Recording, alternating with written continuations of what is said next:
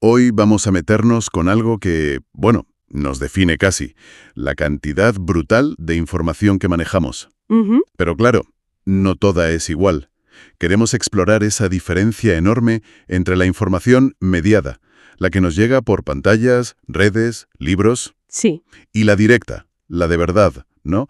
El cara a cara, tocar la tierra, hacer cosas con las manos. exacto. La humanidad vivió así siglos, milenios, y ahora, bueno, ahora estamos como ahogados en un mar de mediación. Totalmente. Y para ver qué significa este cambio tan bestia, hemos juntado perspectivas muy variadas. ¿Cómo cuáles? Pues mira, tenemos observaciones de antropólogos sobre sociedades muy distintas a la nuestra, estudios clínicos sobre cómo aguanta el cerebro, lo último de neurociencia sobre el estrés Interesante. y hasta ecos de la historia, de los pensadores. La pregunta gorda es, ¿puede ser que este desequilibrio, tanta pantalla y tan poco contacto real, esté detrás de la ansiedad, la depresión, el estrés que vemos por todas partes? ¿Incluso de cierto deterioro cognitivo? Es una pregunta potente, sí. Antes de seguir, pongamos nombres a las cosas. ¿Te parece? Claro. Información directa. La experiencia pura, sentida. Una charla mirándose a los ojos, el frío en la cara. Amasar pan, aprender haciendo. Información que pasa por el cuerpo. Eso es. Y la mediada, pues la que viene filtrada, por símbolos, por intermediarios. Un texto, la tele, el móvil, un gráfico de datos. La procesamos más con la cabeza, a veces muy lejos del cuerpo y de lo que pasa aquí y ahora. Y aquí, para empezar fuerte, mencionas algo que da que pensar. Las observaciones de Hinerabati, el antropólogo. Sí. Décadas con pueblos como los Hadza, los Masái, y se encontró con algo que choca de frente con lo nuestro. Casi nada de problemas de salud mental como los entendemos. Es que es muy llamativo. Te hace darle vueltas. ¿Será nuestro entorno informativo tan distinto una pieza clave? Es la gran pregunta. Sí, Hinerabati, que además de antropólogo es médico, convivió más de 40 años con grupos cazadores-recolectores, pastores, en África, en América. Sociedades, bueno, radicalmente distintas. Y lo que encontró es casi revolucionario para nosotros. ¿Qué fue lo que más le impactó? Varias cosas, la verdad. Primero, la incidencia bajísima, casi nula, de enfermedades mentales crónicas. Nada de nada. Él cuenta que en las lenguas de muchos de estos pueblos no había ni palabra para algo como nuestra depresión. Ostras, no es que no sintieran tristeza, claro, eso es universal. Pero la idea de un estado depresivo constante como enfermedad, pues parece que no hacía falta ni nombrarlo. O sea, que la depresión como la vemos en el DSM no era una realidad allí. Como fenómeno común o reconocido socialmente, parece que no. Y ojo, tampoco vio psicosis graves tipo esquizofrenia, que sí vemos en todas las sociedades modernas. ¿Y qué veía, entonces, si no había eso?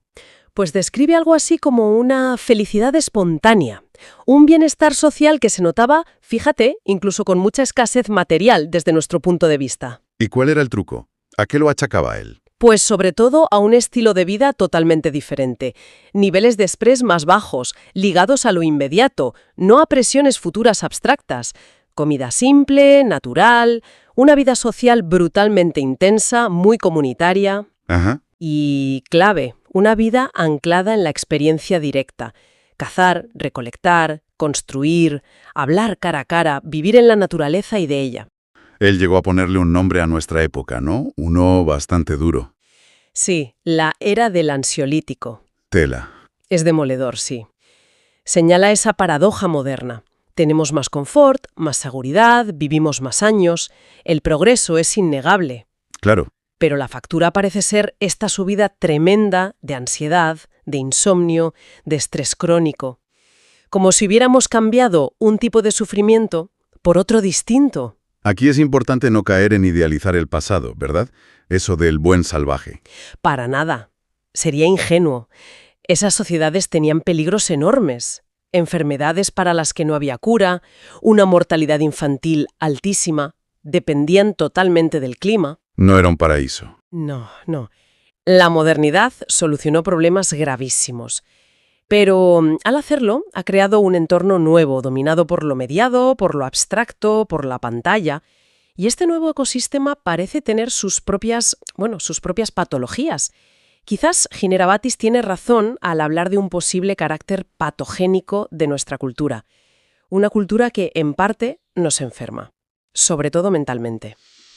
Esa idea de un entorno que enferma me recuerda a otros estudios. Pienso ahora en el Nun Study, el de las monjas, que parece que no tiene nada que ver, pero igual sí. Tiene todo que ver. El Nuns Study es una pasada. Siguieron durante décadas a una comunidad de monjas en Estados Unidos viendo cómo envejecían. Y lo más fuerte vino al analizar sus cerebros después de morir. ¿Qué pasó? Pues que algunas tenían lesiones cerebrales compatibles con un Alzheimer muy, muy avanzado. Pero, y aquí viene lo increíble, ¿no? ¿Cómo estaban ellas en vida? Ahí está el quiz. Clínicamente no tenían demencia. Seguían activas, lúcidas, conectadas con su gente. A pesar del daño en el cerebro, algo las estaba protegiendo. ¿Y qué era ese algo? ¿Qué factores vieron que las protegían? Identificaron varias cosas que formaron lo que llamaron reserva cognitiva. ¿Qué entraba ahí? Pues mira, una buena educación de base, mantenerse activas intelectualmente toda la vida, leían, escribían, debatían, el escribir diarios reflexivos, muchas lo hacían, Ajá. lazos sociales muy fuertes y estables dentro del convento, y algo fundamental, un sentido de propósito vital muy claro, de trascendencia. Esto conecta perfectamente con lo de Gineravati, ¿no? La vida en comunidad, el propósito. Totalmente. Refuerzas idea, una vida con significado, con relaciones sociales profundas, que eso es información directa, pura y dura, y con actividades que te llenan, no solo protege la salud mental, es que crea una resistencia, una resiliencia cognitiva que puede compensar hasta cierto punto el daño físico en el cerebro, como si la riqueza de lo vivido tejiera una red neuronal más fuerte. Vale, tenemos antropología y clínica apuntando a la experiencia directa, a la comunidad. ¿Y la neurociencia? ¿Qué dice de esta sobrecarga de información mediada? Porque eso sí que lo notamos todos. La neurociencia está poniendo piezas clave en el tablero. Primero, aclaremos qué es sobrecarga informativa. Venga. Es simplemente cuando la cantidad y la velocidad de la información mediada, notificaciones, emails, noticias cortas, redes sociales, supera la capacidad de nuestro cerebro para procesarla bien, de forma profunda, reflexiva, dándole sentido. Me suena. Muchísimo. Y las consecuencias directas, las que notamos. Son las que mucha gente reconoce. Esa niebla mental que no te puedes concentrar, estar irritable, cansado aunque no hayas movido un dedo, dormir mal. Sí. Pero por debajo, los mecanismos son más complejos. Y preocupantes. Vamos a verlos. ¿Qué le pasa al cerebro con tanto bombardeo? Pues pasan varias cosas, como en cadena. Una, caemos en un procesamiento superficial. ¿Qué significa eso? Que tanta píldora informativa, tanto estímulo corto y cambiante, hace difícil guardar memorias a largo plazo, construir conocimiento sólido. La atención se rompe, salta de un titular a otro. No hay tiempo para digerir, para conectar ideas, para entender de verdad. ¿Y el cuerpo? El cuerpo también se entera, imagino, no es solo la cabeza. Claro que no. Se produce una hiperactivación fisiológica crónica. Ese estado de alerta constante, la multitarea forzada, mantienen activo nuestro sistema de respuesta al estrés, el eje HHA. Cortisol y la adrenalina. Exacto. Liberación continua de cortisol y adrenalina. El cuerpo interpreta esa avalancha digital como si fuera una amenaza constante, un peligro. Y tener la alarma encendida todo el rato, malo. ¿Qué efectos físicos tiene ese estrés crónico? Son muchos y están muy estudiados. Inflamación sistémica de bajo grado, que está detrás de muchas enfermedades crónicas, problemas de sueño que no se van, hipertensión, más riesgo de problemas metabólicos como resistencia a la insulina, diabetes tipo 2. Vaya. Y un sistema inmune más débil, nos hace más vulnerables. El estrés crónico nos desgasta por dentro, literalmente. Hablas también de una especie de desconexión o desanclaje cuerpo-mente. ¿Qué es eso? Es una consecuencia más sutil, pero profunda. Vivir demasiado en lo abstracto, en la pantalla, relacionándonos a través de símbolos, puede debilitar la conexión con nuestras propias sensaciones corporales, con las señales de dentro, la interocepción. Como cuando llevas horas en el ordenador y de repente te das cuenta de que tienes una sed terrible. Exacto. O una tensión en el cuello que llevabas ignorando. Esa desconexión hace más difícil regular las emociones porque las emociones se sienten en el cuerpo y también la empatía. que necesita conectar con cómo se siente el otro físicamente. Perdemos el ancla de lo físico. Y ligado a esto estaba la fragmentación narrativa. ¿A qué se refiere? Pues a cómo la interrupción constante y la falta de tiempo para pensar dificultan que construyamos una historia coherente sobre nuestra vida, un relato con sentido sobre quiénes somos y a dónde vamos. La fragmentación de fuera se mete dentro. Entiendo. Andes que apoyan esto. Sí. Hay metaanálisis muy recientes. Uno de 2025, con datos de más de 133.000 personas. Casi nada. Confirma de forma clara la relación entre mucha exposición a información mediada y sobrecarga con niveles altos de cortisol, atención más fragmentada, menos reserva cognitiva, esa capacidad de aguante que veíamos en las monjas, y más riesgo de deterioro cognitivo. Algunos ya hablan de demencia digital. Es un término fuerte, pero refleja este patrón. Los datos son cada vez más sólidos. Es realmente para preocuparse. Y esto me hace pensar en ese paralelo histórico que comentas. Los filósofos. Antes de Internet, ellos eran como la avanzadilla de la inmersión en lo mediado, ¿no? Exacto. Es una comparación curiosa pero muy pertinente. Antes de lo digital, quienes vivían expuestos masivamente a la información mediada, casi exclusivamente a través de libros, cartas, manuscritos. Pues sí. Una élite intelectual muy pequeña. Los grandes filósofos, los eruditos, eran a su manera los pioneros de la vida casi solo simbólica. Pienso en Kant con su rutina milimétrica en Königsberg, metido en sus libros y sus escritos. O Hegel, ¿no? Peleándose con la arquitectura abstracta de su propio sistema. O Marx, analizando estructuras enormes mientras vivía fatal, en el exilio, enfermo. Y claro, Nietzsche, su vida de aislamiento, dolor físico constante y una inmersión total en lo filosófico, acabó en un colapso mental. No son casos aislados, dices. No, figuras como Schopenhauer también reflejan esa melancolía ligada a una vida intelectual intensísima, pero muy desconectada. Hay una frase de Deleuze que lo clava: la filosofía entristece. Pero, a ver, ¿cuál es la conexión real con nosotros? ¿No será que pensar mucho es malo, no? No, claro que no. Pensar es fundamental. La clave parece estar en el desequilibrio extremo. Lo que vemos en muchos de estos pensadores es una dedicación casi total a lo abstracto, a lo simbólico, a la información mediada, libros, ideas, Ajá. pero con muy poco contrapeso de experiencia directa, de vida en comunidad fuerte, de conexión con lo físico, lo sensorial. Y ese desequilibrio parece que a menudo generó mucha angustia existencial, sufrimiento psicológico, darle vueltas a las cosas sin parar, incluso hipocondria. Lo cuentan sus biografías, sus cartas. Eran como astronautas flotando en lo abstracto, sin cable a tierra. Y el contraste con hoy es tremendo. Radical. Hoy, esa exposición masiva, constante, fragmentada a información mediada no es cosa de una élite pequeña. Es el día a día de miles de millones de personas con el móvil, las redes, las noticias 24 horas. La implicación es, da vértigo. Hemos democratizado, hemos masificado esas condiciones de desequilibrio que antes afectaban a unos pocos. El malestar de la élite ilustrada, por llamarlo de alguna forma, ahora es un fenómeno de masas. Exactamente. Y los riesgos que van con ello, que antes eran la excepción, ahora son sistémicos, lo que nos lleva a ver cómo se manifiesta este desequilibrio a nivel social hoy en día. Claro, porque si esto genera malestar individual, se tiene que notar en lo colectivo. ¿Cómo se conecta con las tendencias que vemos? El malestar psicológico generalizado, esa ansiedad que flota, el estrés crónico, la sensación de vacío, busca salidas, busca formas de alivio, de compensación. Y cuando las vías sanas, conexión social real, propósito, moverse, están débiles o no existen, pues se fila por otras. Estás pensando en el consumo de fármacos, por ejemplo. Ansiolíticos, antidepresivos. Es uno de los ejemplos más claros. Sí, están entre los medicamentos más recetados en muchos países. En buena medida, se usan para intentar manejar con química ese malestar emocional, esa tensión interna que, según esta idea, está peor por la sobreexposición mediado, el estrés que genera y la falta de experiencias directas con sentido. Y en casos ya extremos, vemos cosas como la crisis de los opioides. El fentanilo haciendo estragos en Estados Unidos, por ejemplo. Hay conexión ahí también. Es una manifestación terrible, extrema, de la misma dinámica de fondo.